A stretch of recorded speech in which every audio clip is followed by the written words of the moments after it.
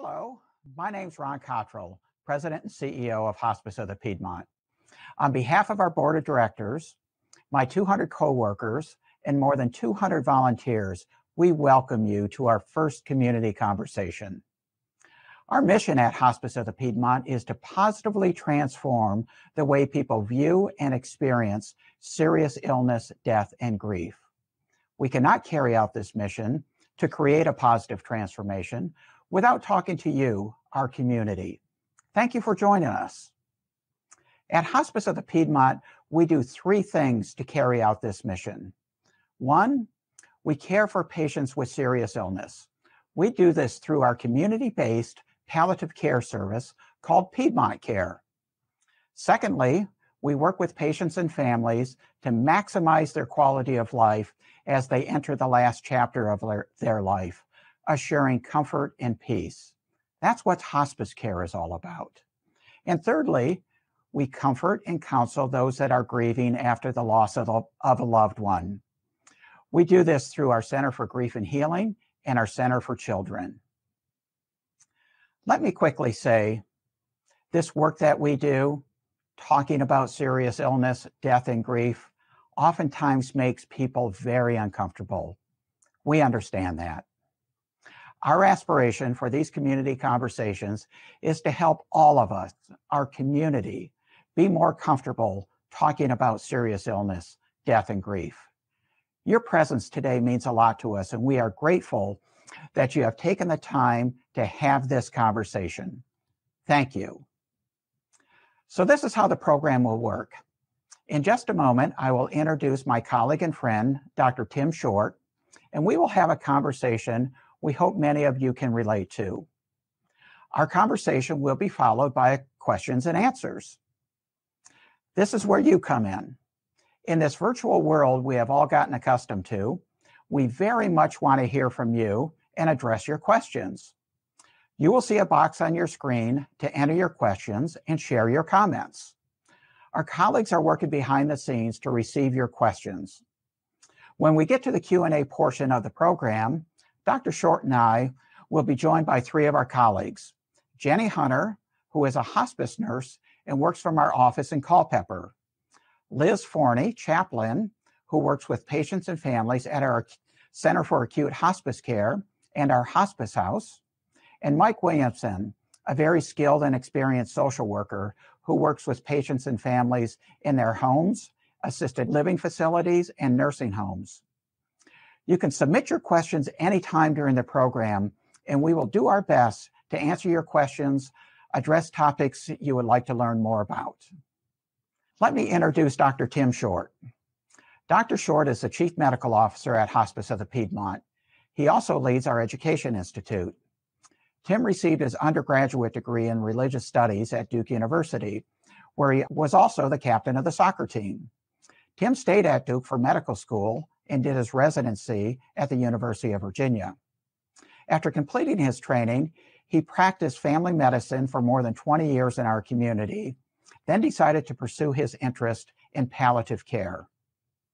Tim joined the team at Hospice of the Piedmont for 3 years before moving to Chicago to work with a prominent palliative care physician, Dr. Martha Twaddle, to deepen his experience becoming board certified in palliative care medicine. Tim returned to the area, working at Sentara RMH in Harrisonburg, and then at the University of Virginia for 5 years before returning to Hospice of the Piedmont last spring. Welcome, Tim. Thanks, Ron. What we hope to do together today is to break the tyranny of silence that shrouds conversations about serious illness and dying. We'll start this conversation with a story. And with this story, we'd like to explore how we all might be better able to talk about the elephant in the room. Tim, doing this work, the most powerful way to relate to end-of-life care is through personal experience. And I want to share a story with you about my brother. My brother passed away about 1.5 years ago. At age 53, he went in and got his colonoscopy. Probably a little bit later than he should have at 50, but at 53, It was one of those days that changes your life forever. After his colonoscopy, the doctor came in and said, "We really don't need to wait on the pathology report. You have cancer."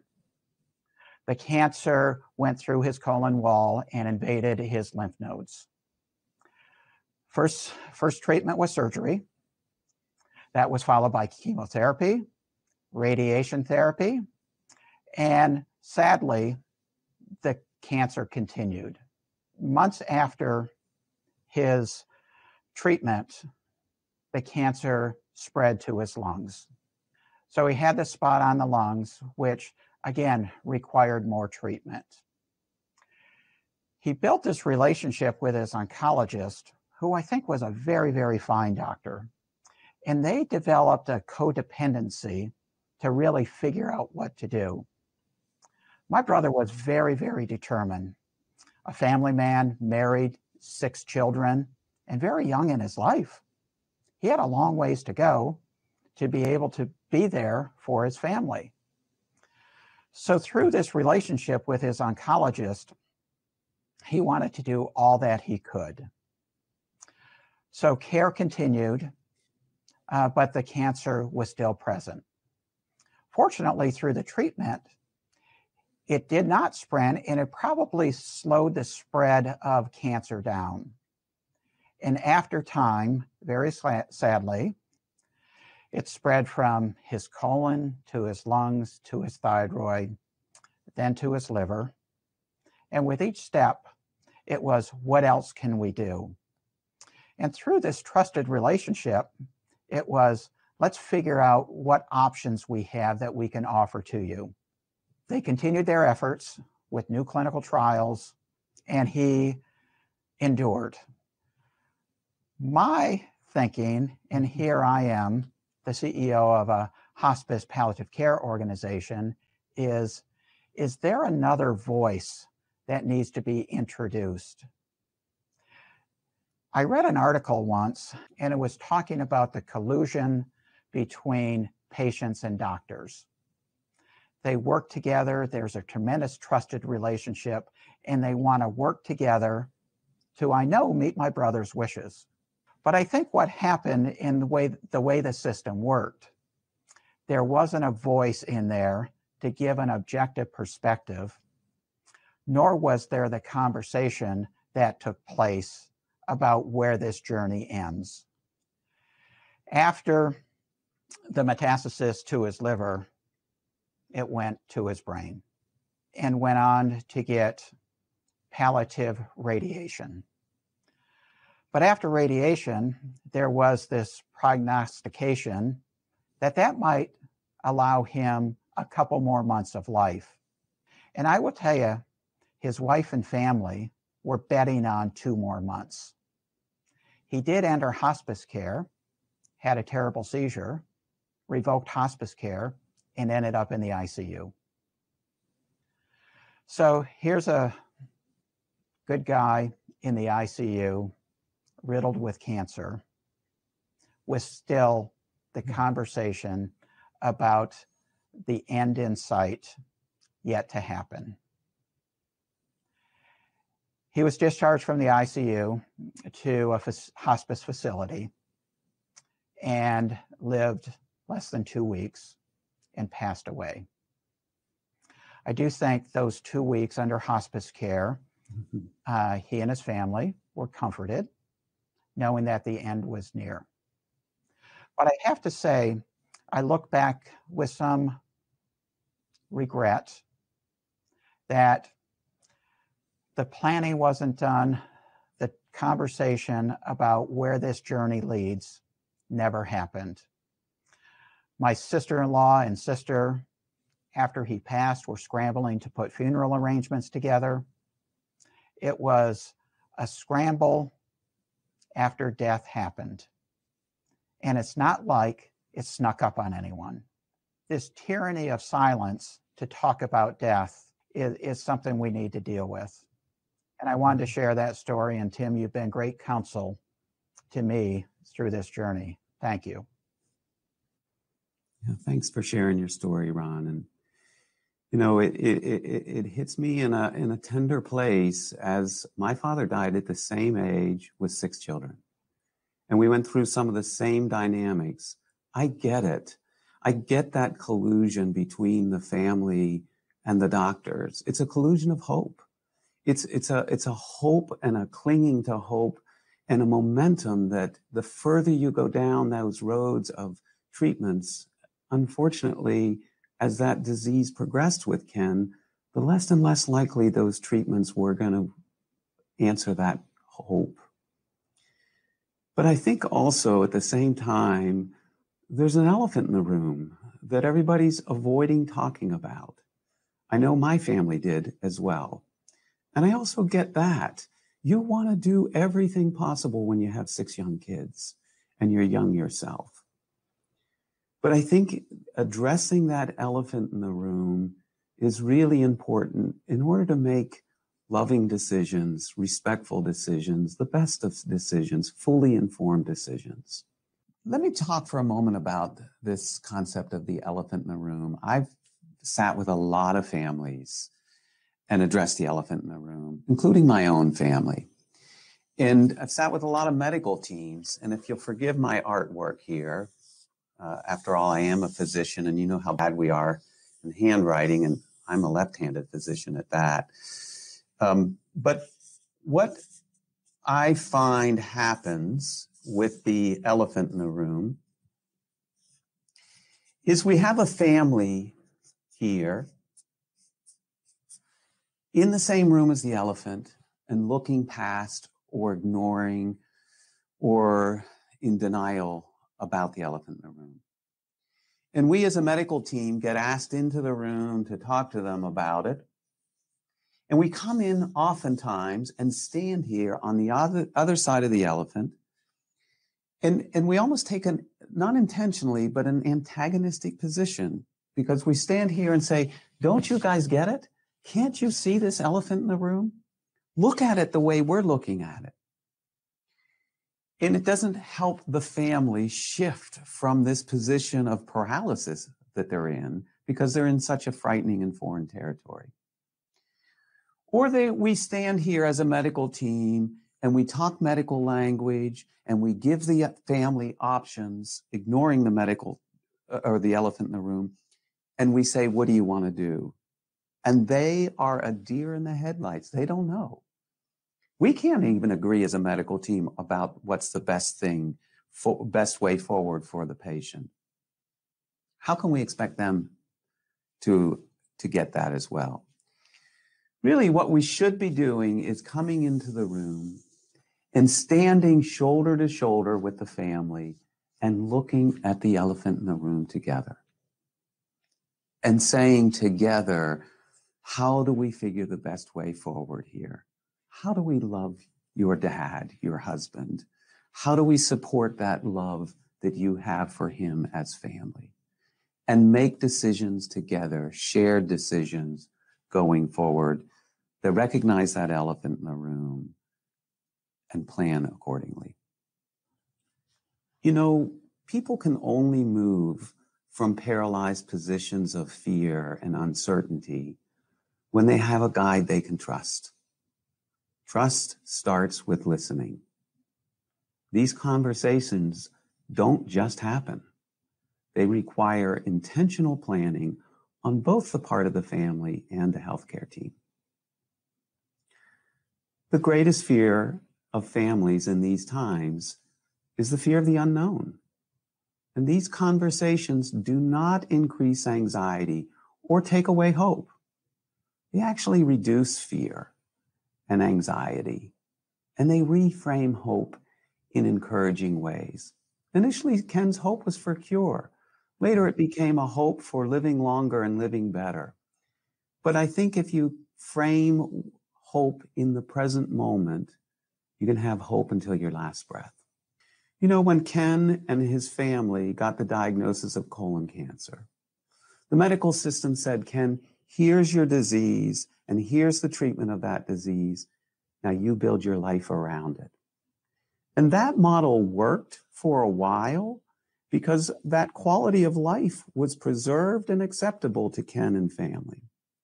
But as diseases progress and people become more frail from that disease, or perhaps the treatment of that disease, that model no longer works. You have to turn that model upside down and inside out.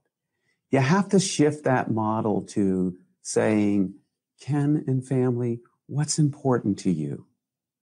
Now let's build your treatment around that. It's the exact opposite. It's a real significant paradigm shift. So shifting from building life around care to building care around life is an important element to good transition to end-of-life care. Tim, I don't think that's what happened. And in my case, and that makes perfect sense because the elephant in the room was not addressed. Yeah. And this trusted friendship, I will say, between his oncologist. His oncologist wanted to do everything Ken wanted to do. Yeah. Keep going.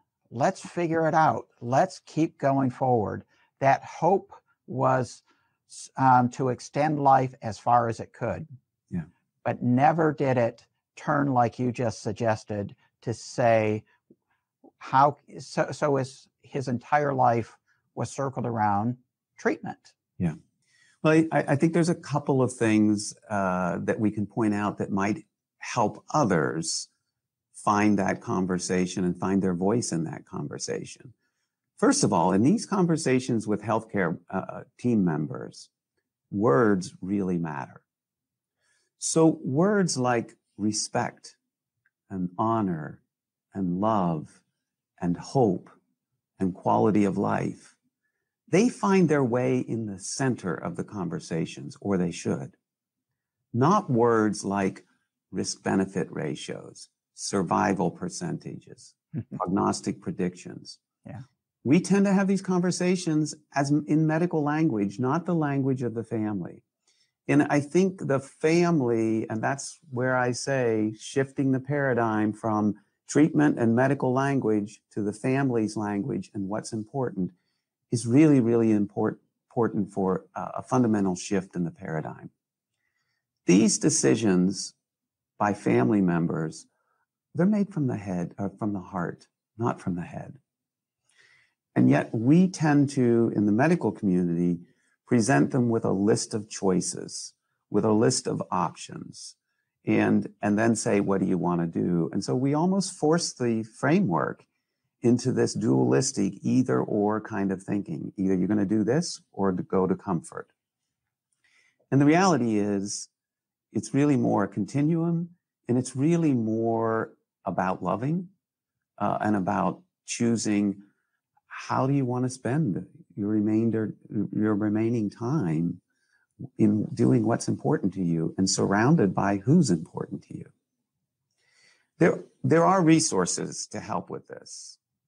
Primary care providers, these conversations, they deserve time, they take time, and they're best held with somebody who's trusted. So primary care, long-term relationships, that's a very helpful place to work from or person to work with. So too are the specialty providers. Sometimes it's the oncologist or the heart failure doctor or the neurologist. They often have a primary relationship, and they might have a better view of important information or pieces to the discussion, like prognosis and treatment options. But what we're also finding is palliative care specialists are particularly helpful at this intersection. Palliative care specialists are trained in these difficult conversations. They are also trained in assessing prognosis. And that collusion that you talked about between the patient and their doctors is very real. It's been demonstrated in a number of studies now.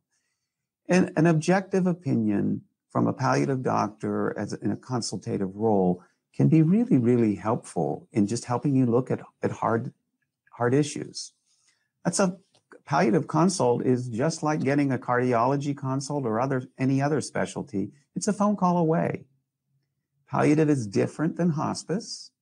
Palliative care can be complementary to people pursuing aggressive care, whether that's, like Ken's case, chemotherapy or trials or radiation therapy, palliative care can be alongside of those aggressive treatments.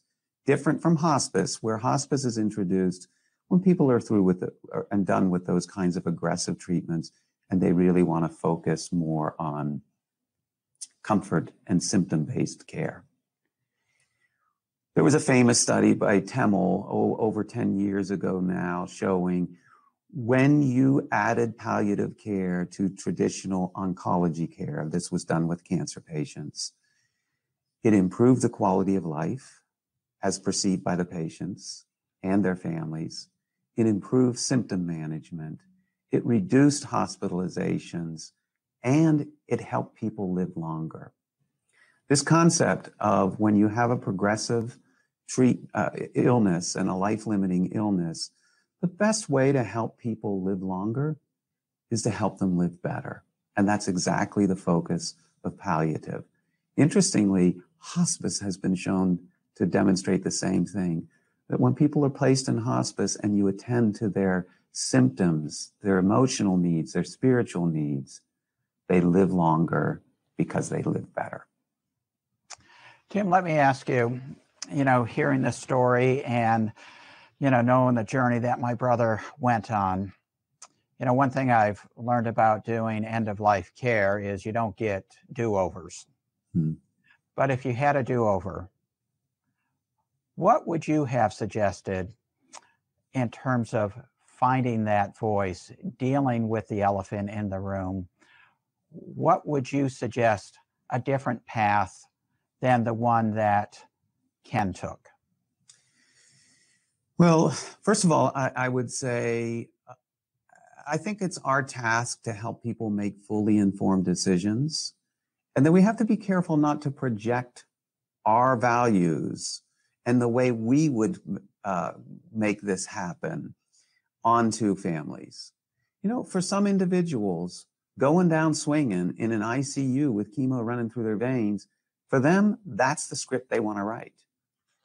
But for most people, in study after study, that's not how they want to end their lives. Unfortunately, it still is where we're seeing a lot of Americans die, is in ICUs and hospital beds when they want to die at home, surrounded by their families. And I think the first step to help families find a better way is to have the conversations among themselves, to talk about what's important to them. What do you consider to be an acceptable quality of life? What do you consider to be an unacceptable or set a limit to care that's because it's unacceptable in terms of compromising quality of life?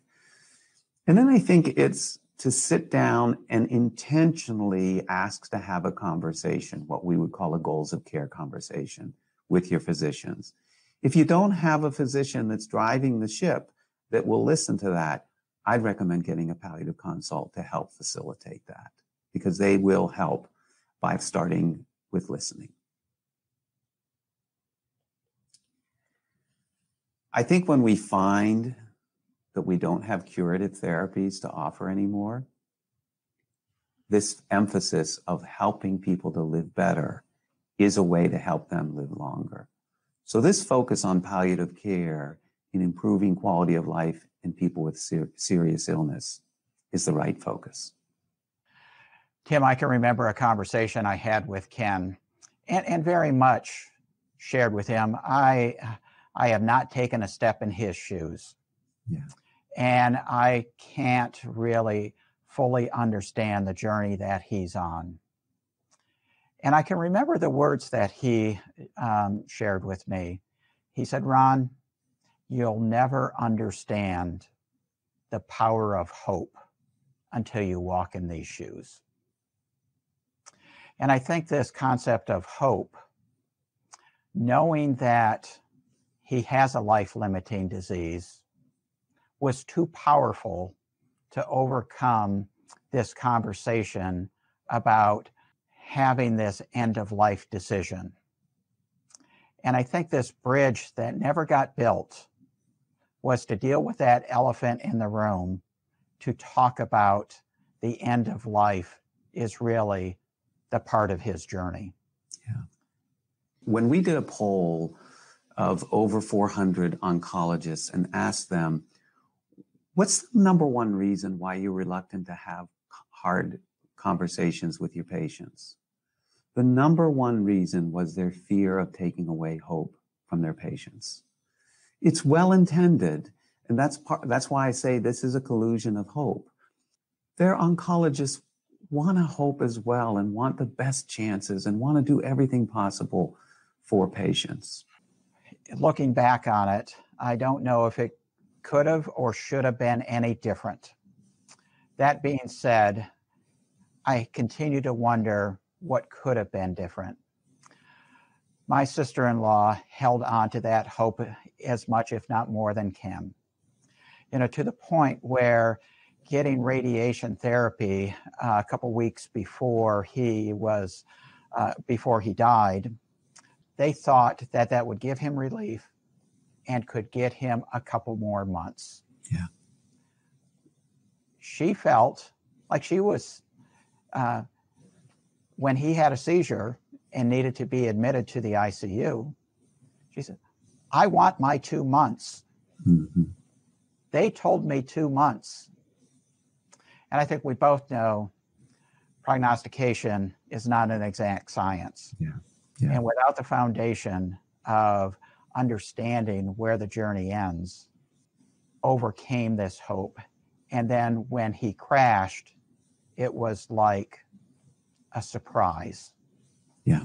That this tension that's embedded in Ken's story is covered by a sense of mutual love and respect. You may have wanted your brother to seek a palliative consult earlier, but he and his family and his doctor chose not to do that. And in the end, we as family members, we as healthcare providers, we are not called to impose our views or values on these really challenging decisions. Our task is to help people make fully informed decisions and then to support those decisions. So good for you for doing that for Ken and his family.